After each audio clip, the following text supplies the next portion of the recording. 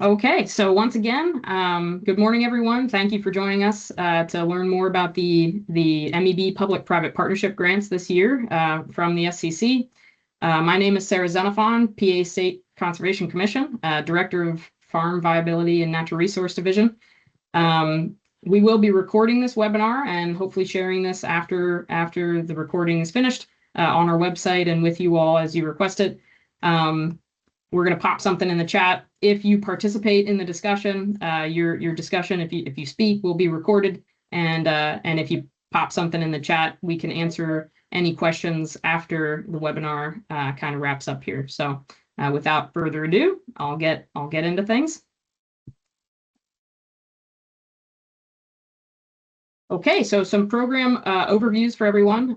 These funds are being provided by the EPA Chesapeake Bay program through their Most Effective Basin Funding program. Just a short blurb about what they anticipate and intend for these funds. Implementation activities in the Most Effective Basin area will be in support of the 2014 Chesapeake Watershed Agreement, including Bay watershed jurisdictions, watershed implementation plans, also known as WIPs. And jurisdiction should give priority to funding those activities that will accelerate the pace for meeting WIP commitments while addressing co-benefits beyond water quality improvements. So we'll talk all about what that really means here in the next few slides. The current request for proposals is open. It opened 8 a.m. July 27th and will close 11:59 September 18th. So you guys are in the thick of it now.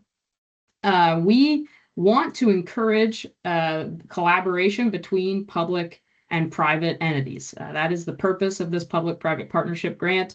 And the reason we want to encourage that collaboration is really we want to leverage the skills, the funding, and the relationships that you all have out in the field of conservation. We think we get more bang for our buck when folks work together. Private sector folks might have different clientele than maybe conservation districts currently have. Conservation districts might have more skills in reporting, record keeping, technical assistance that nonprofits or private sector folks might be able to take advantage of. And so joining you all together to work towards conservation as a team, as partners, really gets us further. And we like to see that private sector injection of funding as well. Obviously, there's a lot of public funding floating around right now. But the more we can engage private sector folks and their development opportunities, I think we can stretch our dollars further. So that's kind of the hope. And it really expands and magnifies our conservation impacts, right? So we see more being done when folks work together as opposed to, one entity trying to tackle the entire mission on their own. So just as a notice for everyone here about program funding availability. This program is fully funded by the U.S. EPA, Most Effective Basin Program. It was originally funded and continues to be funded through the Infrastructure Investment and Jobs Act, so IIJA for those who are familiar with it. Please note that funding for this program is totally contingent upon funding being made available by the EPA to the state, the Commonwealth. In the event of funding not being made available by EPA, the Commonwealth will not be able to award these grants. And funding availability may impact all steps before and during the process of grant making. And some very key features, which we will cover multiple times throughout this presentation. Projects must be located within that most effective basin geography, which we'll show you all in a few slides. And projects must include the implementation of water quality BMPs, which in this case reduce nitrogen, phosphorus, and/or sediment runoff. Some program workflow, just an overview for you all to understand how the program really functions. So the first step is that public bulletin notice has now been posted, so you all may have seen that. Applications will be submitted within the application window. That's until September 18th, once again. Applications will be reviewed and recommended to PDA leadership, so our team will review for administratively complete and make sure that all projects are eligible. We will rank based on criteria that we have. We'll show you later. And then the governor's office will confirm those final approvals. Then we'll have a public awards announcement for you all to hear about. Our awardees will be contacted to initiate the contracting process, which may take some time. It could take some time to get those reviewed and prepared. Then the contracts will be finalized, final copies shared with awardees. And once you have a final countersigned contract by all parties, you may proceed with work. And then invoicing, reporting, we'll provide a template for that work moving forward that you can use to submit your expense requests. Work will be completed, recorded, invoiced on at least a quarterly basis. So if you are in need of a faster turnaround on expenses, you can request a tighter timeline, but at least we want to see a quarterly update and reporting schedule there. Invoices will be reviewed by SCC staff, eligible costs reimbursed to you. It is a reimbursement program, so work must be completed, paid for, etc. And that's how this grant is going to function. And then closing documentation will be provided by awardees. That closing documentation really includes before and after pictures, before and after narrative, kind of what has happened, what's been achieved. Data entry must be into Practice Keeper, which is a state provided software for tracking best management practices for the Bay model. And then final project certifications, verifications obviously are needed for payment. We want to know that these projects meet their required specs. And then contract will be closed out. So once all work is complete, all invoices paid, all closing documentation provided, we can get you closed out there. We also have this little box up here for SAM ID. We do require the submission of UEI numbers for this application, and we'll talk about how the application runs here in a few minutes. But if you don't have a UEI number yet, please, you'll have to go to this website here, sam.gov, entity registration. It's relatively easy to navigate, but it does take some time to do. So if you don't have a UEI number yet, please begin that process as soon as possible to submit alongside your application. Some tentative timelines for you. So obviously 27th, July 27th is when we've opened the grant application round. September 18th will be when we close. Late September, after the application has been closed, our staff will review applications for eligibility. In early October, the grant panel reviews, makes award recommendations. And then late October to early November, those award recommendations will be sent to leadership for final approval, and then we'll begin the contracting process end of November to early December. So some requirements of this program, we've already talked about it, but I want to make it very clear. And we'll talk about the MEB geography once again. But eligible applicants, for-profit conservation entities, nonprofit entities, private businesses, corporate businesses, and conservation districts. We really wanted to open this public-private partnership up to allow as many folks to apply as who are interested, as long as they're cooperating with one another. Applicants must include at least one conservation district and one private sector partner to apply. So all relevant conservation districts, if you're doing work in a county, you need to notify that county that you'll be doing that work and just let them know ahead of time that work may be completed. And that's a courtesy because as you're entering data, even if you have one county entering all of your data for multiple counties, perhaps you have multiple projects across several counties. If you're only having one entity entering data, eventually that county is going to receive that data to verify. And so they'll know that the project has been completed at that point. And so it's good to notify them ahead of time that work will be done in their counties. Also, if you're doing outreach and doing door knocking or et cetera, finding farmers to work with, landowners to work with, it's good for that county conservation district to understand that folks are knocking on doors in their county or the folks that you're working with. Funding must be used to implement BMPs that reduce nutrient and sediment pollution on ag operations in the MEB geography. So there is a link here. There's also a link on our website for this application. And so if you click on that, it'll show you the different catchments that are included within the MEB geography. It is quite a bit of the Chesapeake Bay watershed, but not the entirety of it. So you can click on that link, check it out. And then our application and program materials can be found on our website. So if you go to apply for MEB Public-Private Partnership Grant, There are a lot of links on that website, and I will show you the website here in a few slides, so that you can apply. But you can also look into, again, the requirements. Hopefully this webinar will be posted once it's recorded onto that website as well for your reference. And then obviously the application materials will be there as well. So this is the MEB geography in Pennsylvania. As you see, it's most of the Chesapeake Bay watershed with this dark blue outline. Inside of this geography, you will see these fainter gray lines. Those are individual catchments, and that becomes important later through our ranking criteria, which I'll talk about here soon. But just know this is the MEB geography highlighted in blue here, and these little catchments are ranked differently across this geography. So the ranking criteria and our considerations for applications. The first item here is scope and novelty of public-private partnership happening within your proposal. We want to know how many partners are involved. Are they intrinsically involved, or are they just saying they support the program? Obviously, we want to see more folks intrinsically involved. How are they supporting the program through in-kind service or through matching dollars, or are they helping with outreach? Have they helped with connecting the dots between farmers and funding? How are they engaging in the partnership, right?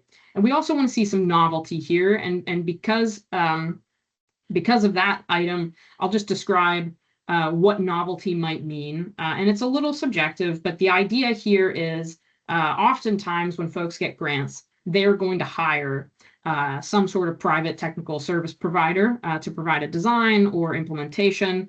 And those partnerships are fantastic. We want to encourage that, but they're not necessarily novel, right? Because whether you get the money through this program or through another program, you're likely going to hire those folks anyway. And so to us, that's not particularly a novel application, right? A novel partnership. A novel partnership might be several nonprofits get together to leverage their own pool of funding, and they work with a district to further leverage these public dollars, or maybe several counties get together and decide they want to pool their own resources and work with a nonprofit or even a private technical service provider to do a regional approach to conservation work. There are a lot of things we might consider novel, but I will say a district and a TSP working together to deliver a project might not count as high as something like multiple partners doing something new. MEB catchment, total nitrogen effectiveness. So I described a little earlier about how the MEB region is split into many catchments, smaller catchments. Each one of those catchments has a total nitrogen effectiveness score. Those scores will be evident in one of the maps that we have on our website. If you don't know it, you can always reach out and I can help you decide, or find the TN number for that catchment. We will use that to rank projects. So if you're bundling, let's say you have 5 projects that you're applying for, each one of those projects is in a different catchment, they might rank differently. And some of those projects might rank high enough to be funded and some of them may not.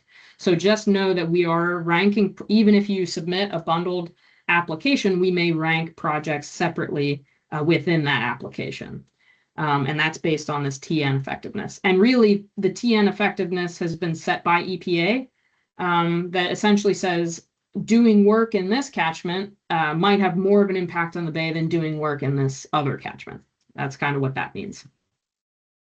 CEG, BMPs, and tiered county priorities. So this funding, even though it is federal funding, is running through the Conservation Excellence Grant legislation. We're using that to deliver the funds to the applying entities. And there is a tiered county approach that's tied very closely to CEG. And it's based on the WIP, phase 3 WIP that DEP developed.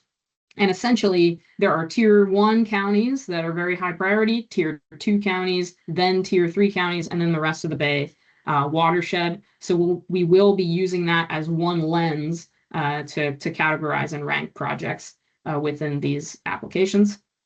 The next one is level of funding or in-kind match. This kind of speaks for itself, but we are not requiring match for this application, but we want to reward those folks who are making a bigger lift with external funds or external in-kind match. The more in-kind match you have, the more funding you are bringing to the table to a proposal, the higher you're going to rank in this category. Effectiveness of reducing nutrient and or sediment pollution. This is just the scope of work you're doing, right? How many practices are you implementing? Are these practices ones that only reduce a certain type of pollutant, or do they have a variety of pollutants they're reducing? We're not necessarily requiring modeled output for you all to submit, although you may submit those modeled outputs as support for this criterion. And then description of special need. So this is your opportunity as an applicant to tell us what is special about this particular proposal. What makes this proposal, could you do this proposal without this funding, right? Could you go to a different funding program to do this proposal? Or is your partnership only viable and able to function because of the funding you're getting here? Or perhaps you're thinking, well, our proposal provides a whole bunch of co-benefits above and beyond water quality that should be considered within this application, especially in the context of partnership. And so maybe you want to talk about, how your partnership is leveraging co-benefits for the folks you're working with. So this is your opportunity to get creative and to kind of make your case for why your proposal should be considered in this special context for public-private partnership. And this is just the tiered county map so that you all understand from the CEG perspective what that lens is really showing is that you have tier 1 counties, York and Lancaster, you've got tier 2 counties in this slightly lighter blue, and then you've got tier 3 counties in this even lighter blue, and then finally tier 4 counties and onward, kind of the rest of the Bay watershed here. So just for your information, this is the tiered county map for you all. Program guidance. This is just we had a lot of Q&A last year, have continued to have Q&A for this program, but just wanted to give folks some general guidance here. And obviously you can all reach out to me at any time to ask questions or schedule a time to talk about, what you're thinking and what you hope to do. Or if you have questions about these requirements, feel free to reach out. So up to 25% of the total requests may be used for technical assistance. So that's design, permitting, paying contractors to help put together a project. Up to 10% of the total may be used for administrative costs. So this is really where your personnel comes into play, time spent managing the grant, budgeting, et cetera. Indirect may be claimed at federally negotiated rate or de minimis rate for those nonprofits applying. If you have an indirect negotiated rate, you may use that. Obviously, certain entities are not eligible for indirect costs. You can reach out to me and we can discuss that if you have questions. Public bidding and prevailing wage requirements will apply. So if you're familiar with how ACAP or CEG have run in the past, these are just standard requirements that we need. And there's different tiers of when prevailing wage is required and what kind of public bidding we're talking about. So if you have questions about that, please feel free to reach out. Applications may include several projects in one submission, but as I said earlier, each project will be ranked individually. So it's a lot easier for you to bundle, your projects together and send that in as one application, but then each project will get its own rank. Reimbursements shall be made based on eligible costs. Admin and TA costs will require detailed invoices outlining hours, costs, along with cost allocation methods if and as applicable. So cost allocation methods are typically only used by county conservation districts when we understand the full cost of that personnel's time, and if our other programs are involved in paying that staff time. Otherwise, nonprofits, external partners will have to provide invoices outlining their hours and costs, and that's really for the grantee. Obviously, invoicing from contractors and consultants can vary. Doesn't have to be quite what we're talking about here. Applicants may apply for up to 100% of the eligible project costs. So in the past, we've had folks use this this program to kind of fill the gap between maybe other project programs that only pay 80% or pay 75% or et cetera, et cetera. We are attempting to bridge the gap to ensure that these projects can make it over the finish line, especially if there's added value to covering that additional portion. So let's say they're getting 80% from NRCS and another 10% from ACAP or CAP or something like that. You could use 10%, fill in that 10% using this fund as well. And we do like seeing that only because we do have a short amount of time to deliver these funds and these programs. We will be contracting until mid-2028. So it's a short amount of time to turn these projects around. You really do have to have your ducks in a row to get these dollars spent quickly. Continued program guidance here. So plan verification documents will not be required for these applications, but must be collected if the grant awards are made. So if you're working with a farm and they've got a plan, these BMPs should be on that plan. They must be on that plan. We want to know that they're included in the plan. And you can get those plans updated and paid for within your application if need be. Federally required documents. So there are several federally required documents within the application itself. They are required. This is a federal grant, and so we do need for you all to sign those contract or those addendum attachments appropriately. So it's listed within the addendum. They must be completed. They must be signed. They must be submitted. Modeled reductions are not required. I kind of alluded to this earlier for your submissions, but they might support the description of your reduction outcomes, which is really helpful for us to kind of gauge your impact. And then reporting requirement will require all BMP data to be entered into Practice Keeper. I did describe this earlier, but essentially Practice Keeper is the state's way of collecting BMP data and then shipping that up to our federal partners who fund this work. And then partial awards may be made. So let's say you apply for 10 projects, 5 of them rank really highly, and they're fantastic opportunities for funding, and 5 of them maybe are less ranked at a lower point value, and so we might award half of your application. And also, this funding is limited, and we've got to contract 100% of it, and so there may be opportunities to fund partial awards in that case as well.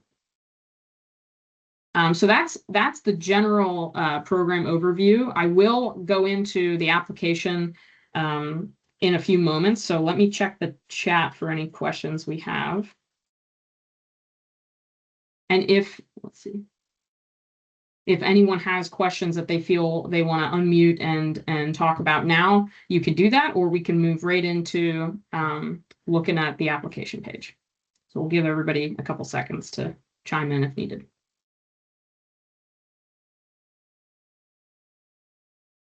Awesome. All right, so I'm gonna exit out of this. Okay, so when you go, and Casper, can you confirm that you can see this application page?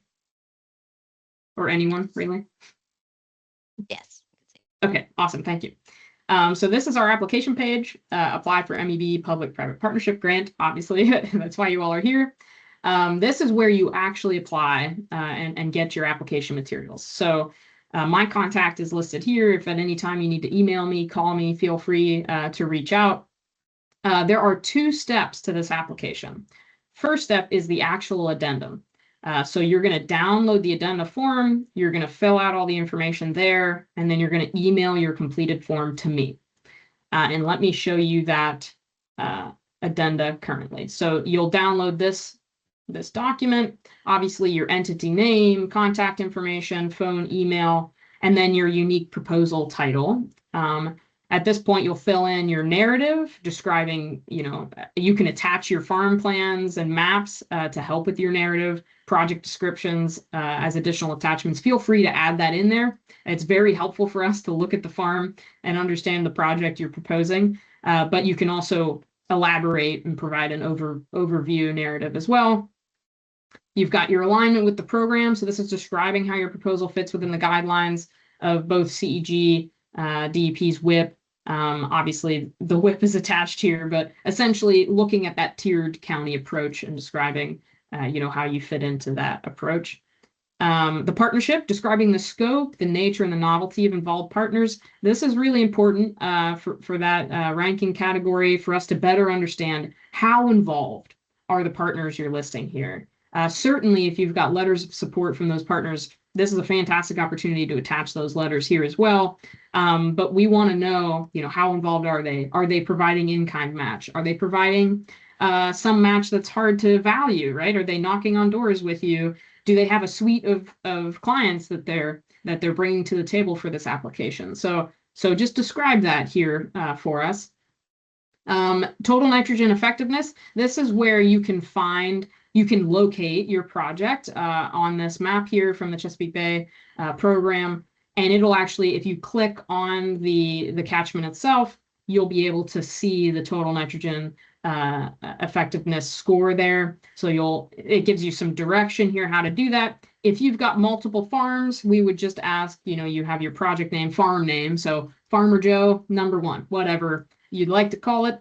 Project address. This is just to help us ensure that you're picking the right total nitrogen effectiveness score, the county that it's in to help us with that CEG, WIP ranking criteria, and then the total nitrogen effectiveness score. And those scores typically run from something like 8 up to 20, I think. So those are the scores you'll be looking for. Special need. Again, this is your opportunity to be creative. This is your opportunity to tell us what makes your proposal special, why you need to engage in the public-private partnership grant as opposed to some other funds that might just fund, BMP implementation at face value or EQIP or CSP, that sort of thing.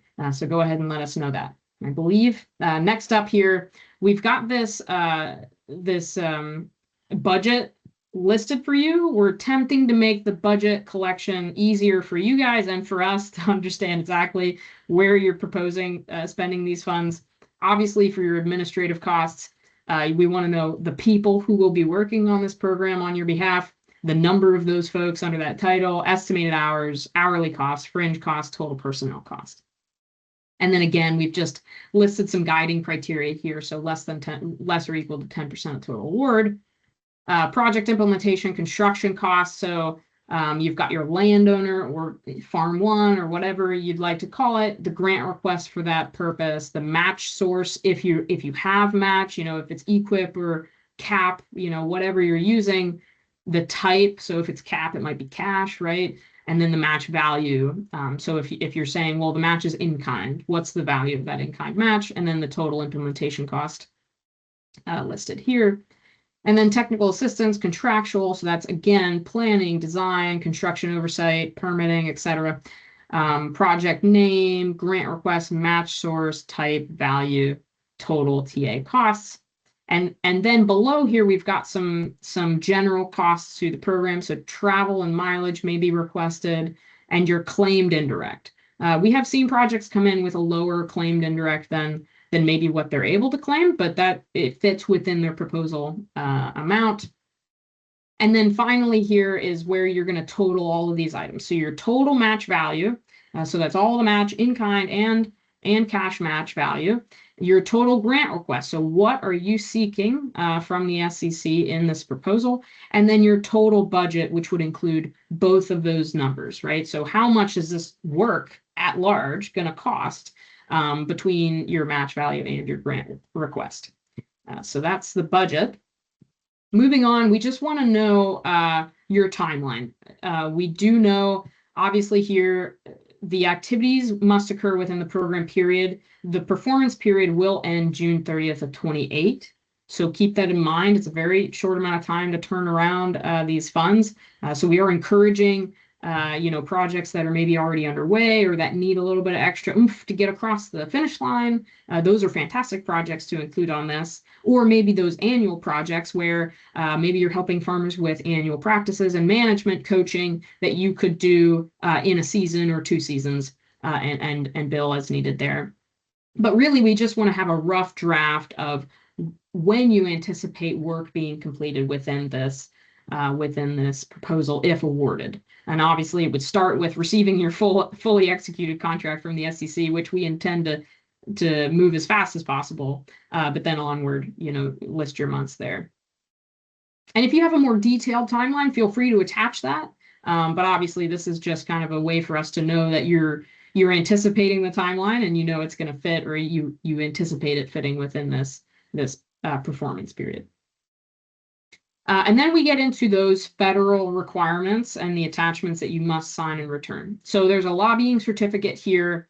None of the funding through this federal funding may be used for lobbying. It kind of goes without saying, but there's just none of that allowed. So you've got to sign this page saying you will not be using this funding for lobbying. The second attachment here is your Federal Funding Accountability and Transparency Act data sheet. And this is where your UEI number will be placed. So again, if you don't have one yet and you tend to apply, please do that as soon as possible. Get signed up to get a UEI number. And then obviously you'll fill in your information as required here. And if you've got a board, obviously you've got to fill in that information here as well. And then finally, we've got our Worker Protection and Investment Certification Form, and this is one that the state requires. So this is all about protecting workers in these funding programs. And so it'll describe what that means here. And then there's a signature page here that you've got to sign by an authorized signatory. And then again, this is just the final note for everyone. Once you complete this addenda, you will email this document to me with the subject line PPP addendum and then your entity name so that I can keep it and record it properly. And this has to happen no later than 11:59, September 18th. So that is the addenda. When you go back, that's just step one. And it's the heaviest step. I'll just be honest. That's where the bulk of the information we're collecting needs to go. Step two is a much simpler step, but it must be done in combination with your addendum. And you've got to fill out a form for us to keep this data. It's mostly your application or your applicant data, right? So if you click on that, it'll take you to this Microsoft form where you can enter all this data easily accessible by our team. So your entity name, first and last, primary contact, email, phone, etc. Very normal stuff. Entity municipality. So we're looking for your municipality location, not the locations of all your projects. Again, your county where you are located as the applicant, federal UEI number, a vendor number. So if you have not worked with the state prior or received any awards from the state, you may not have a vendor number. This can take a week or two, sometimes even more, depending on their backlog. Vendor number, if you don't have one, you should go ahead and start this process. You can receive that by going to this website, following the steps there, and requesting a vendor number if you don't yet have one. And then your entity type. So obviously, just pick the one that best fits your category. We're required. Let's enter some data here just so we have it. Obviously, it won't let you move forward without answering all the things you need to. Next, proposal title. So this is just your proposal information. You have your applicant information. This is your proposal information. So once again, enter your title, your unique proposal title, what the total amount of that grant funding you're requesting. This is your requested grant amount, not the total amount for, that includes your match. So total amount of grant funding you are requesting. And then what is the total amount of match value? Again, this is where you put your match in. And then list all partners involved in this proposal. And this can just be a long list, right? If you've got multiple nonprofits and a couple of TSPs and several counties, that's quite the endeavor, but go ahead and list them all here. That's a great way to get them included. And then please confirm that you have the authority to submit the grant proposal. We've had one or two hiccups in the last year or two for some of our RFPs where someone submits thinking they have the authority to do so, and then that's not the case. So go ahead and let us know that you have the authority to submit your proposal. And then anything that's relevant or clarifying to your application that you might want to add to your application. Obviously, your narratives and additional project information will be submitted through your addenda. So if you've already covered it there, no need to put it here, but we just wanted to give you an opportunity to add some comments here if you need it. And then you'll submit it. And you should get an email saying you've submitted and you're good to go on that front. But don't forget, this is step two, right? There's two steps, the addenda and the form. So the addenda and the form. If you want to read more about the program, obviously we've gone over a lot of this information already, but you can feel free to read through this to better understand the overview of the program and what it involves and where the money came from, your eligibility, etc. If you're curious about what kinds of projects and practices are eligible for this work, feel free to read this list of eligible practices. If you've read this list and you say, hey, there's something I want to try that's not on that list, or maybe there's something I want to try that's not discreetly described, but it might fit underneath one of these categories in this eligible practice list, reach out. I'd love to talk through any options there that you might have, whether it does truly fit within the program or not, whether it can be counted or not. So don't feel shy about reaching out, asking questions about eligibility. Happy to walk through that with you. So that's the application process. So let me look at our chat here and see if we have any questions I can answer. Okay, sorry I missed the beginning of the presentation. Is there a terms and condition document or expanded RFP that shows the minimum, maximum award, match requirements, etc.? Yes, so as far as showing the minimum, maximum award and match requirements, there is no match requirement. We love to see match. We will reward those who bring more match to the table, but there's no need, right? You could come to the table and say, hey, I got nothing. I just want to apply for funding. That's great. You can certainly do that.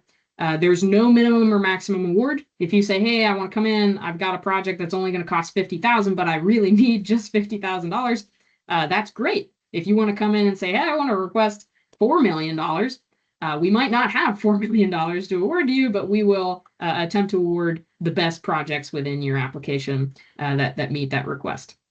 And there may be cases where if you apply for an enormous amount of money, if we can't even fund a good portion of that project, we may not be able to fund your project, period, right?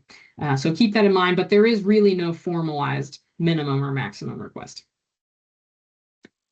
Since these are federal funds, can funds from other programs that are not federal funds be used as match? That's correct. Yes, you may absolutely, that are not federal. Yes, absolutely. So if you have, let's say you've got a couple ACAP projects or CAP projects or projects that are being funded through DEP or other SEC state funds, feel free to apply here to match or commingle these projects and use this as a way to further deliver those state funds. That's a great question. Is there any stipulation that hinders a public or private partner from being included on multiple application submissions? No. Yeah, that's a great question, Tia. So if you're in your case, you're a technical service provider, and there might be multiple folks coming to you and saying, hey, can you be one of our partners of many on an application? That's fine, as long as you've got the capacity to deliver, the awards that are being made. That's great. So I don't think you need to limit how many applications you're named on. That's a good question. Is there a total pool of funds for this round? Yes, there will be, but I'll tell you, EPA has intended to deliver an additional $2 million this year, but we've not seen the notice of award. They intended for this notice to come in September and maybe October. It's right around their federal fiscal year. So we don't have a perfectly total amount to tell everyone now. There's several million that will be available and hopefully more so if EPA can give us this notice of award. But we don't have a firm amount yet. So that's kind of the stipulation about EPA making funds available to us so that we may make them available to this application round. But that's a great question. Any other questions from folks who either want to unmute or add to the chat? Anything we've missed here? See a hand up. Jamie? Yeah, that's me. Thanks. As a producer cooperative, we'd be applying on behalf of several producers. So that's the reason, trying to figure out how much we can tell them we could potentially apply for them on their behalf. So yeah, I was just curious about that, if you are open to that type of application. And then how would the funds be distributed? Is this an upfront payment, or is this something where we would have to distribute the money to the producers? Yeah, so I'll answer them in series. So we would love to see a group contract or a group application, right? If you're representing multiple farmers, that's fantastic. That's a nice way to show that partnership. If maybe you've got a pool of farmers, you want to work with conservation districts, you want to work with technical service providers, that's a great way to demonstrate partnership by pooling farms in an application. So go ahead and feel free to do that. We encourage it. The funding, though, is reimbursement based. So you're going to have to go do the work. You're actually going to have to pay for that work and then submit invoicing to us based on the paid work, the eligible work, and then we reimburse you. So the money does come a little later, obviously, and then your admin and indirect may be applied to those invoices on a quarterly basis. So as you're paying your staff, as you're generating indirect, et cetera, you can apply that on your quarterly expenses. Does that answer your question? Yes. I guess I'm curious also, this has come up in a few other federal opportunities. The USDA has interest in supplies over $5,000, I believe. Does that apply here for some of these I believe infrastructure? it may. I'm going to have to make a note of that. Yeah, there are stipulations about equipment purchases that I'll have to look into that and get back to you. Yeah, I'm curious on behalf of us, if we were awarded that and we had applied for equipment or something, the ownership of that as well, because our members sign contracts with us for a period of time, but then if they were to leave our cooperative, would we be then responsible for that equipment, liability, and management of their funding? Yeah, that's a great question. I don't know that we haven't had that question before. So I will look into that with our EPA administrator and just check to see, what happens to that equipment. Can it be purchased over 5,000, and then also the ownership once it's purchased through the program. But I'll get back to you. If you drop your email in the chat, I can reach out directly to you, and then we can add it to maybe we can make a Q&A sheet as well. Thank you. Mm-hmm.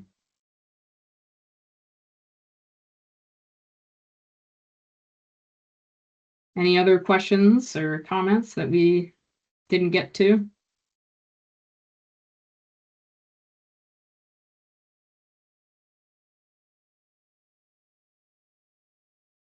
All right. Well, if that's everything, I greatly appreciate everyone's time today.